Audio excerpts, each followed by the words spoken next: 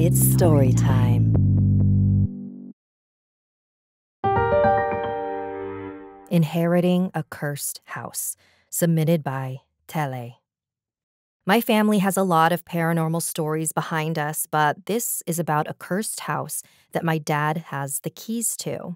It takes place when he was in college in Arizona with his friend and roommate, Paul. Paul's grandfather had died and left him the sole owner of their family house. People stayed away from that place because a lot of people said it was cursed. Paul's grandfather died in prison because he murdered his wife in the attic of that house, so people believed her spirit was still there. From what I know, the family tried to live in the house after the grandpa was arrested, but they'd constantly hear a woman screaming in pain and the sound of something slamming into the wood. Paul's mother encouraged them to move because she'd see the murdered grandmother around the house, like in mirrors, empty rooms, especially on the stairs. It freaked her out, so she kept urging Paul's dad to move. He finally agreed once he saw his mom's ghost in the bathroom mirror. They abandoned it for about 20 years, and now it was Paul's. My dad and Paul drove out to see what condition the house was in. There was a large iron gate to the driveway. Once they passed that, they parked the car and my dad went inside. He stuck to the first floor since the stairs to the attic looked kind of run down. But he noticed Paul hadn't entered the house yet. My dad was confused and went outside to ask him what the deal was. When he went back outside, he saw Paul talking to this person dressed in black on a black horse. According to my dad, Paul looked like he was in a daze, staring up at this person. My dad went back inside and waited. After a few minutes, he went outside to check on Paul and saw that Paul was now by himself. My dad said he looked really frantic and started saying, "Bob, we need to get out of here, now," without really explaining why they needed to go or who that guy was.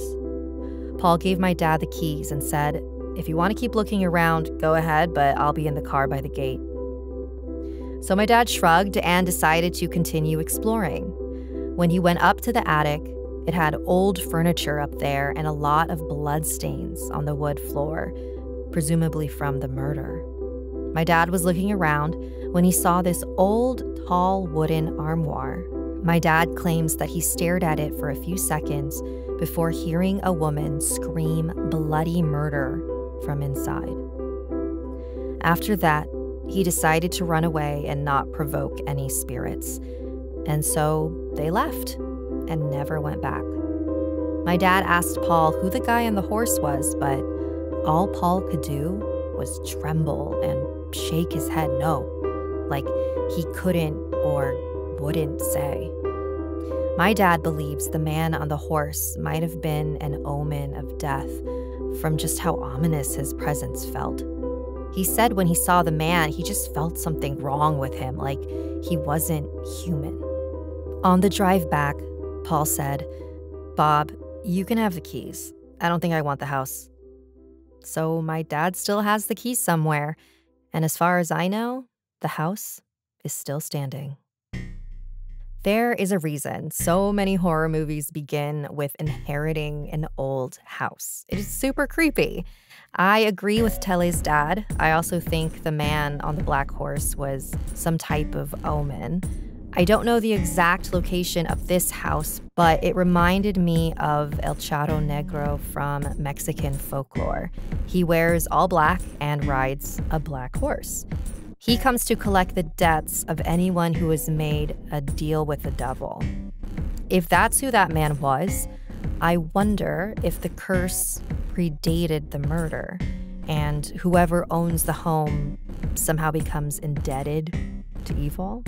By refusing the inheritance, Paul may have freed himself from a possible curse. Thanks for joining me today. And did you know that I offer bone and tarot readings? You can schedule a session at StoriesWithSapphire.com. Salamat and good night.